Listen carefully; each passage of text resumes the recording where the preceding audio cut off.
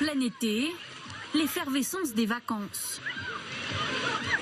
Ça se passe toujours bien, bonjour mesdames, ça va? Les enfants sont heureux, on s'amuse bien. Ah, ça va? Il n'y a finalement que la maire de la commune, Hélène Geoffroy, qui ne parvient pas vraiment à déconnecter du quotidien. J'essaie de me projeter dans l'avenir de la vie, ça va être des projets. Et en fait, c'est pas simple de ce point de vue-là, parce qu'on se dit, si on n'a pas de gouvernement, pas de budget, voter, comment on va faire pour poursuivre tous les engagements pris en fait?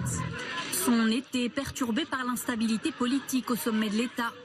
Hélène Geoffroy est membre du PS depuis 1997 et à la tête d'un des courants minoritaires du parti.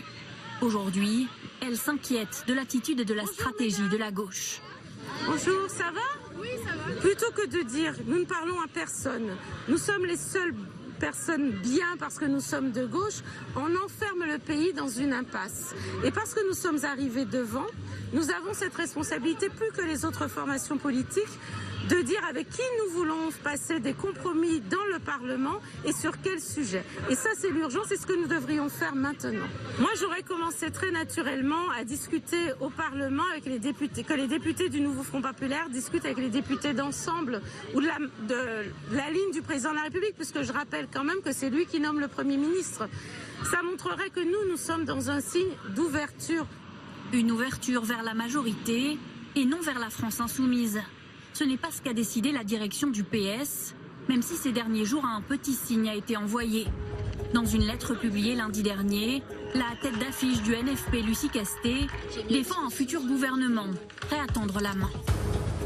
Il devra en premier lieu tenir compte du fait que la majorité sur laquelle il s'appuie n'est que relative et qu'il lui sera dès lors nécessaire de convaincre au-delà des rangs du nouveau Front populaire pour construire des majorités parlementaires.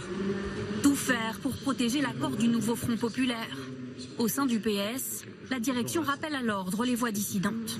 J'espère que ces socialistes qui expriment aujourd'hui des réserves ou des inquiétudes n'ont pas pour objectif de prêter main forte à une opération politique d'Emmanuel Macron qui serait une sorte de déni du résultat démocratique des élections législatives. Il y a une quantité de défis considérables devant nous. Il serait dommage que dans ce moment précis, les socialistes se regardent le nombril, s'inventent des débats artificiels, inutiles et qui ne sont pas, à mon avis, à la hauteur de la situation historique.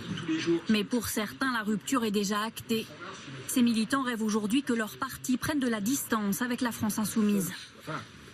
Pas forcément qu'on se sépare d'eux, mais en tout cas, il faut qu'on impose notre vision par rapport à LFI. Laurent, Gisèle et Pierre militent pour le PS depuis une vingtaine d'années. Olivier Faure, tout de suite, s'est mis derrière. Il a laissé parler Jean-Luc Mélenchon, et après, c'était fini, on ne pouvait pas reprendre le dessus. Mélenchon, à mon avis, a une tendance à avoir monté un programme uniquement à titre personnel. Le PS, lui, et c'est ça sa force, c'est une force de gouvernement. En même temps que le PC, les écologistes, c'est des gens qui veulent travailler pour les habitants de France. Ils ne veulent pas travailler à titre personnel. Il y a 20 ans, le Parti socialiste revendiquait encore 260 000 adhérents, 6 fois plus qu'aujourd'hui. Le parti se fissure et se recolle régulièrement. Mais je pense qu'il y a la structure du PS qui fait que c'est une longue vie politique, une centaine d'années, doit permettre d'avoir des fondations qui vont lui permettre de résister quand même à ces bombardements. C'est certains socialistes qui sont partis avec Macron. À mon avis, comme ils disaient Pierre, ils peuvent revenir. On les accepte toujours. L'université d'été du Parti socialiste aura lieu à la fin du mois à Blois.